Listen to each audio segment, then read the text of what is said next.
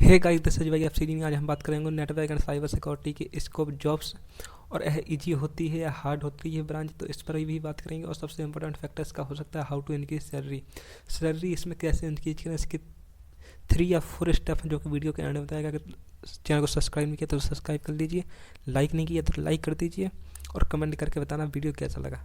और ऐसे ही मैं वीडियो लाता रहता हूँ, इसलिए चैनल को सब्सक्राइब कर लीजिए। सबसे पहले मैं आपको साइबर सिक्योरिटी और साइबर क्राइम मैं थोड़ा ब्रीफ समरी दे देता हूँ कि इंडिया कहाँ पर रैंक करती है या कितने साल में कहाँ पर रैंक कर गई है।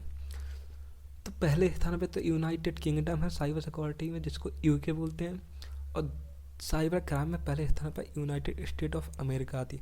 सबसे बड़ी गुड न्यूज है इंडिया वालों के लिए, साइबर क्राइम में टॉप 10 में इंडिया नहीं आती है, बल्कि साइबर सिक्योरिटी में इंडिया टॉप 10 के अंदर आती है, जो कि 10 नंबर पे है। 3 साल के अंदर 37 रैंक मूव की है, अर्थात कह सकते हैं 2016 या 17 में 47 रैंक पर थी, जो कि इस समय करंट में 10 नंबर पर आ चुकी है। तो आपके लिए गुड न्यूज हो सकती है इंडिया वालों के लिए। जी आप एक बार वीडियो पहुँच करके पढ़ लेना कि साइबर सिक्योरिटी में टॉप कौन कौन से कंट्रीज हैं और साइबर क्राइम में टॉप 10 कौन कौन सी कंट्रीज हैं। जी भी आप पढ़ सकते हैं। 10 पे यहाँ पर ताइवान है। चलो अब आगे बढ़ जाते हैं। इसका scope career job salary program है, हार्ड है ये, इस पर बात कर लेते हैं। सबसे पहले बता देता हूँ इसका स्कोप, नो डाउट इसका स्कोप तो है यार इंडिया में, और इसका करियर भी अच्छा है, जॉब भी अच्छी है, सैलरी भी अच्छी है, सब कुछ अच्छा है। तो बात कर लेते हैं क्या क्या अच्छा है। सबसे पहले मैं यह बता देता हूँ, यह मोस्ट हाई डिमांडिंग प्रोफेशन है। मैं बात फिर से बताता रहा हूँ, यह हाई डिमांडिंग प्रोफेशन है, इसमें नो डाउट। और इसमें आप एथिकल हैकिंग कर सकते हैं, नेटवर्क मैनेजर बन सकते हैं, एंड्रॉयड iOS वेब सिक्योरिटी का काम कर सकते हैं, आईटी सिक्योरिटी का काम कर सकते हैं, रिस्क एनालिसिस का काम कर सकते हैं, मोर मैनी। इसमें जॉब्स की बात कर लेते हैं। इसमें जॉब्स प्राइवेट भी अवेलेबल हैं और गवर्नमेंट अवेलेबल है। इसमें दोनों अवेलेबल हैं, कह सकते हैं। प्राइवेट तो अवेलेबल है ही बल्क में, बल्कि गवर्नमेंट भी इसमें अवेलेबल है। जैसे कह सकते हैं पूरा गवर्नमेंट आईटी सेक्टर जितना है, पूरा साइबर सिक्योरिटी, क्योंकि अब आप एक चीज़ देख रहे हैं, एआई का सिस्टम आ गया है, एआई का ज़माना आ गया। जब ऑटोमेटिक चीज़ें होने लगी तो ऑटोमेटिक चीज़ें ज़्यादा लोग करने लगे, क्राइम भी ज़्यादा होने लगे। जब क्राइम ज़्यादा होने लगे तो उसको सिक्योरिटी में बनाना बहुत इंपॉर्टेंट है।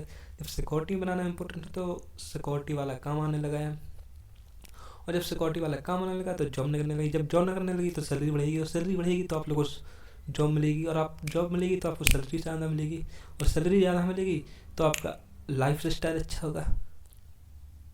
ओके, बात कर लेते हैं इसकी सैलरी की। सबसे पहले मैं बता देता हूँ, फ्रेशर की सैलरी 3 से 4.5 इन इंडिया में होती है।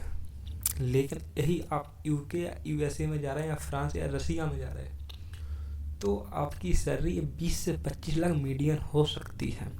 अगर आप एक्सपर्ट हैं तो इंडिया 5 से 8, 8.5 तक हो सकती है। और अगर इंडिया के बाहर जा रहे हैं तो आपकी सैलरी वही बढ़कर लगभग 50 से 60 लाख या 70 लाख तक हो सकती है। मैं एक बात और आपको बता दूं, जैसे एथिकल हैकर हो गया या हैकर हो गया, वो 2 प्रकार के होते हैं, एक होते हैं ब्लैक, एक होते हैं वाइट। तो आप मुझे ये कमेंट करके बताना, आप ब्लैक बनना पसंद करोगे या वाइट, ये कमेंट करके जल्दी बताना मुझे। अब प्रोग्रामिंग की बात करें, इसमें प्रोग्रामिंग ये नहीं कह सकते इसमें लिमिट कुछ नहीं है। साइबर सिक्योरिटी में लिमिट नहीं है कि सिर्फ मुझे इतना सीखना है। जितना ज़्यादा सीखोगे उतना ज़्यादा ज्ञान आएगा, और जितना ज़्यादा ज्ञान आएगा उतना ज़्यादा सैलरी है इसमें ज्ञान की सैलरी है, फालतू की सैलरी नहीं है इसमें। तो कह सकते हैं थोड़ी सी सीख सकते हैं आप, C++ सीख सकते हैं, पाइथन सीख सकते हैं, HTML सीख सकते हैं, जावास्क्रिप्ट सीख सकते हैं और इत्यादि। और ब्रांच यार इजी नहीं कह सकते इसको, क्योंकि इसमें डे बाई डे अपडेट होना पड़ता है। जब डे बाई डे अपडेट जिस क्षेत्र में होना पड़ता है तो वो इजी नहीं माना जाता है, उसे मीडियम टू हार्ड में रख सकते हैं। और इसके बाद आप हाई स्टडी के लिए जा सकते हैं, बीटेक हो गया, एमटेक हो गया, जो एमटेक कर लिया उस PhD के लिए पास जा सकते हैं, और इत्यादि आप काम कर सकते हैं। अब बात कर लेते हैं कि आपकी सैलरी कैसे बढ़ेगी इन दिस फील्ड। सबसे पहले आपका मोस्ट इम्पोर्टेंट फैक्टर सर्टिफिकेट। अगर आपके पास ये सर्टिफिकेट है तो आपकी सैलरी 100% बढ़ेगी। तो अब बात आती है कि जी सर्टिफिकेट कहाँ मिलेगा। तो मैं बता देता हूँ, कई संस्थाएं और कई एग्जाम ऐसे होते हैं जो सर्टिफिकेट प्रोवाइड करवाते हैं। तो उन एग्ज़ामों में बैठिए और सर्टिफिकेट ज्ञान कीजिए। और जो संस्था जी प्रोवाइड करवाती हैं, कई संस्थाएं जो प्रोवाइड करवाती हैं, तो उन संस्था में आप अप्लाई करके कुछ एग्ज़ाम करवाती हैं संस्था, उन संस्था का एग्ज़ाम देकर और फिर आप सर्टिफिकेट ले सकते हैं। दूसरा आपका हो सकता है सैलरी बढ़ाने का कि आप बीटेक के बाद एमटेक कर लें या पीएचडी कर लें, तो आपकी सैलरी बढ़ सकती है।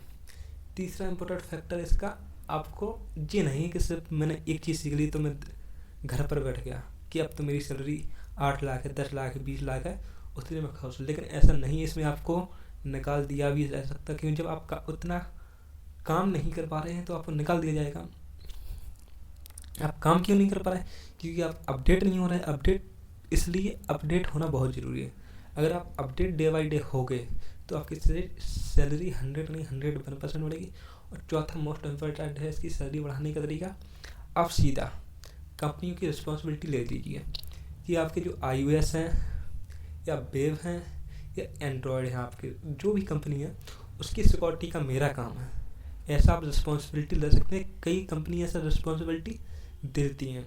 जब आप रिस्पॉन्सिबिलिटी लेते हैं तो आपकी सैलरी 100% बढ़ेगी, क्योंकि आप रिस्पॉन्सिबिलिटी कई कंपनी की ले सकते हैं एक साथ। ऐसा कुछ नहीं है कि आप सिर्फ एक कंपनी की रिस्पॉन्सिबिलिटी ले सकते हैं। जितनी आपकी क्षमता होगी उतनी आप रिस्पॉन्सिबिलिटी ले सकते हैं। जब आप रिस्पॉन्सिबिलिटी ज़्यादा लेंगे तो आपकी सैलरी भी 100% बढ़ेगी। Okay guys, thank you for watching. अगर वीडियो पसंद आया तो लाइक करो, शेयर करो और कमेंट करो और सब्सक्राइब चैनल कर लीजिए, क्योंकि मैं ऐसे ही वीडियो लेकर आता रहता हूँ। Okay, thank you, see you again next.